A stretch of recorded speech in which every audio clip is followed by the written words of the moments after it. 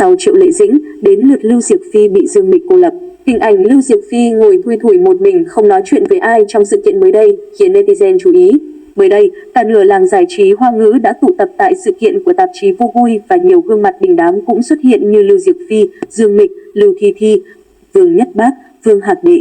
Được biết, trong bữa tiệc diễn ra sau thảm đỏ thì Lưu Diệc Phi được sắp xếp ngồi cạnh Lưu Sung, tổng biên tập của Vô Vui và đối diện. Cô chính là bạn cũ Dương Mịch và bản sao Lưu Thi Thi.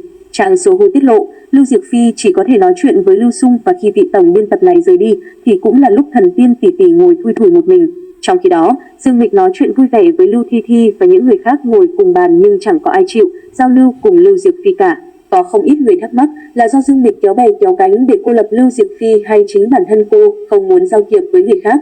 Theo Trang Sohu, vốn dĩ Lưu Diệc Phi đã không thích giao lưu cùng các nghệ sĩ khác, trong khi giữa cô với Dương Mịch, Lưu Thi Thi còn tồn tại mối thù.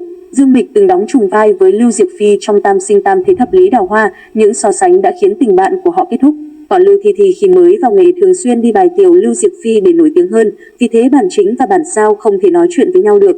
Mà trong bàn tiệc của Vô Vui, nàng mỹ nhân thần Điêu Đại Hiệp cũng chẳng quen ai, vậy nên cô chỉ ngồi lặng lặng nhìn sân khấu thôi.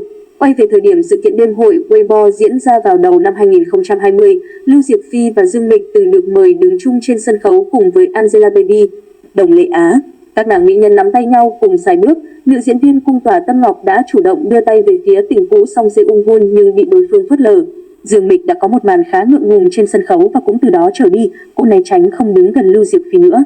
Cũng là đêm hội Weibo nhưng trong sự kiện được tổ chức năm 2023, Lưu Diệc Phi lại được xếp ngồi cùng hàng ghế với Dương Mịch. Chỉ có điều ngồi giữa họ là Hồ Ca và Lưu Thi Thi. Khi ống kính của ban tổ chức yêu cầu các ngôi sao chụp chung một bức ảnh thì chỉ có duy nhất nàng tiểu long nữ là hướng ánh mắt lên sân khấu và không phối hợp cùng với những người khác. Từ điều này có thể thấy, Lưu Diệc Phi không giữ mối quan hệ hài hòa với những đồng nghiệp trong giới, đặc biệt là dàn mỹ nhân 85. Ngoài Lưu Diệc Phi thì Triệu Lệ Dĩnh cũng không thân thiết với bất kỳ người đẹp 85 nào và từng có một thời gian cô được cho là bị Dương Mịch cô lập. Mỗi khi tham dự sự kiện, nữ diễn viên Minh Lan Truyện cũng chỉ ngồi một mình và gần như không nói chuyện với bất cứ ai.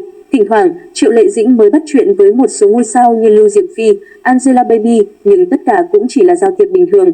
Có lẽ Triệu Lệ Dĩnh cũng giống như Lưu Diệc Phi đều không thích nói chuyện với những người mà mình không thân thiết.